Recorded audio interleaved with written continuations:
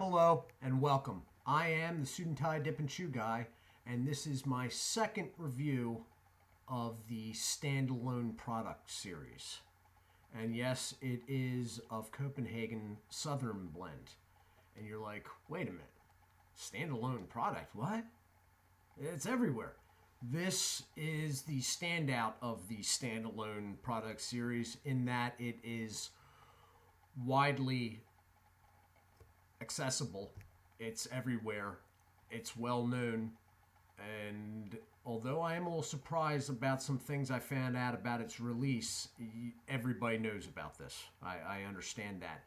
The reason why I have decided to put this in the standalone product series is because, one, it doesn't really fit anywhere else. I had originally intended or played with the idea of putting it in natural long cut, which is the next series after wintergreen, but it doesn't really fit there either. And the reason for this is that it is a sweetened natural. Now take a moment and mentally go over all the sweetened naturals that you know. And that should have taken maybe, I don't know, half a second, maybe a full second, because there are no other sweetened naturals. And if there is, I want to know about it. Comments. But I don't think there is. I think I would have heard about it by now. Anyway, so let's take a look at the can. It is a Copenhagen product. So you have the Copenhagen sturdy plastic can with metal lid. The rim is boxed and raised in a bronze Copenhagen Southern Blend, and Satisfaction since 1822 is all raised. The upside down smile under Satisfaction and long cut and the warning label, of course, are flat to the can. There is a very light raising of the metal in between the warning label and the goldish yellow upper. It's a yellow, warm yellow color fading to the edges, going to like a dark orange gold. All right, on the side, you have the U.S. smokeless tobacco scrunched down warning label that goes practically, oh, actually this one isn't that long. Look at that. It's not that long at all. Usually these things go practically all the way around the can, I thought. You have the branding and the manufacturer's information with barcode. The website, which is at the bottom here, is freshcope.com. They will mail out coupons. This is a product of the U.S. Smokeless Tobacco Company of Nashville, Tennessee. Wow, I'm slipping. Nashville, Tennessee. Sorry, Nashville. Anyway, on the back, you have the standard U.S. Smokeless stamped guaranteed fresh can with a sell-by date, which is on this can, December 23rd, 2018. All right. I'm going to crack this open. I am familiar with this product, but I haven't had it for a while.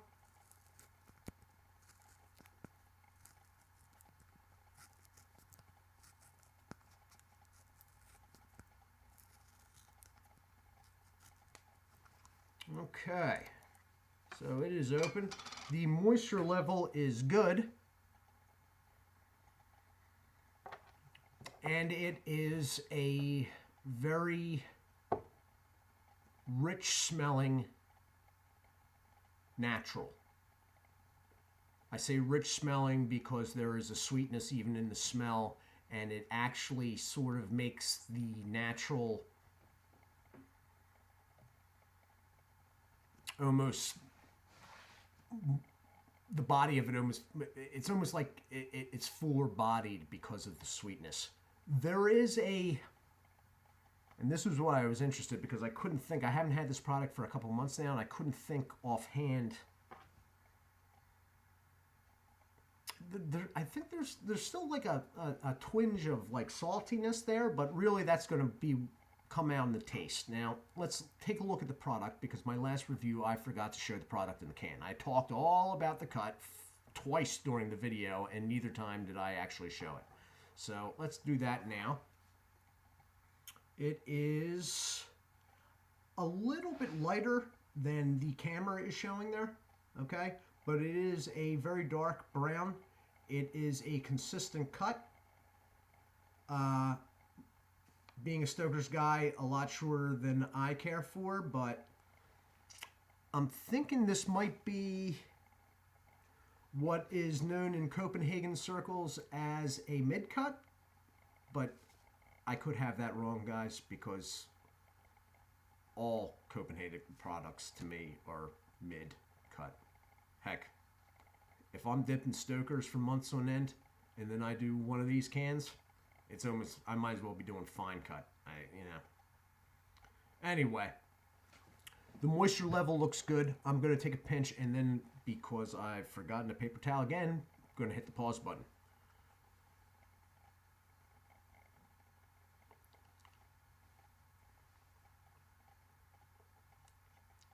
Filler.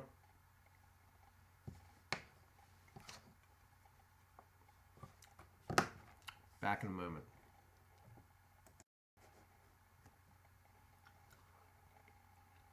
Oh, and I am back. I'm sorry. Okay.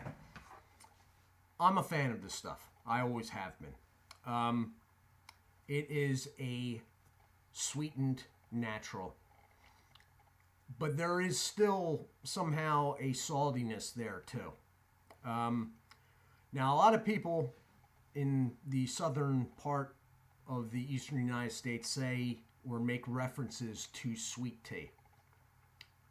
I am not a southerner, and although I have had southern sweet tea before, I don't think I've ever had to an extent where I could comment that, oh yeah, it's like sweet tea. I just haven't. I'm not familiar enough with sweet tea. It is sweet. At the same time, there is a little bit of saltiness there. It's a toned down saltiness. It's not like Stoker's Natural long cut or anything like that. The cut is pretty fine, and I'm doing this review after the Grizzly wide cut, so yesterday's cut was more to my liking. It did leave a trail going around the side. There are floaters. The taste, though, is... I really, really like it. Now, I was a little surprised to find... I was looking up when this was released by Copenhagen, and it was released in the eastern U.S. in 2012. I sort of knew that. I thought it was 2011, but I sort of knew it was Eastern first. What surprised me was the length of time in between that and the nationwide release. My source that I looked up that said Eastern U.S. release in 2012 said it wasn't released nationwide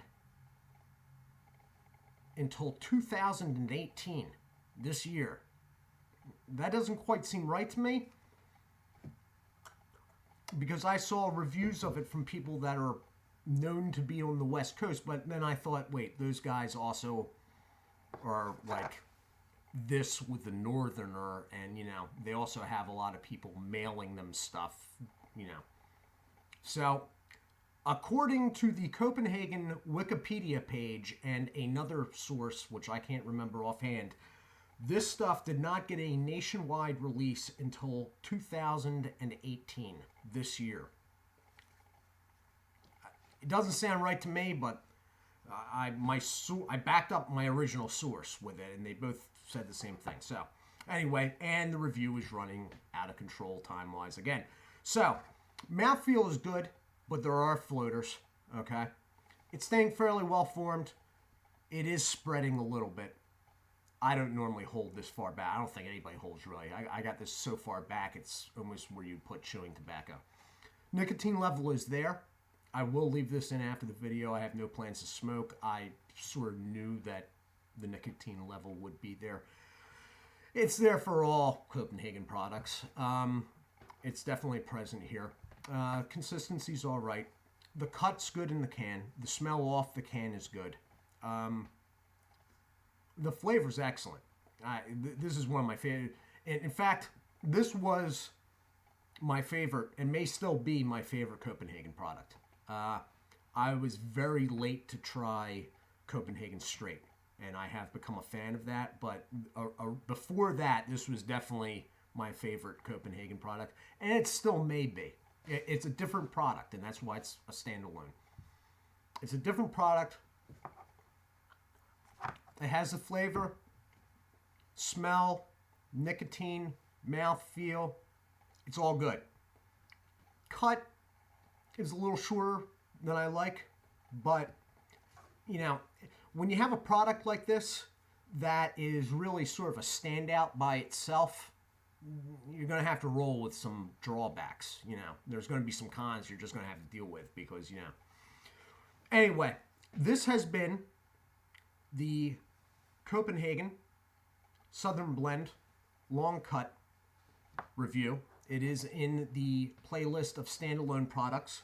I'd like to say hi and thank you to Snus Freak, Snooby.com, Jeff Gravel, as always, and I'm going to spell this out because I'm not even sure how to pronounce this.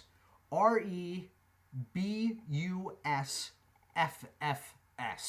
I have no idea how you go about saying that. I'm pretty sure, though, I may know what the FFS stands for. So, thank you guys. As always, check out Berg's Dip Reviews, Winnington Outdoors, and Maryland Dipper. And I'm going to head over to Maryland Dipper in a moment here to see if his subscribers are moving up. Guys, thank you all. Please subscribe if you haven't already. And as always, likes and comments are always appreciated. If I'm wrong and my sources are wrong on the 2018 nationwide release, definitely leave a comment. All right? Do take care of yourselves, and God bless.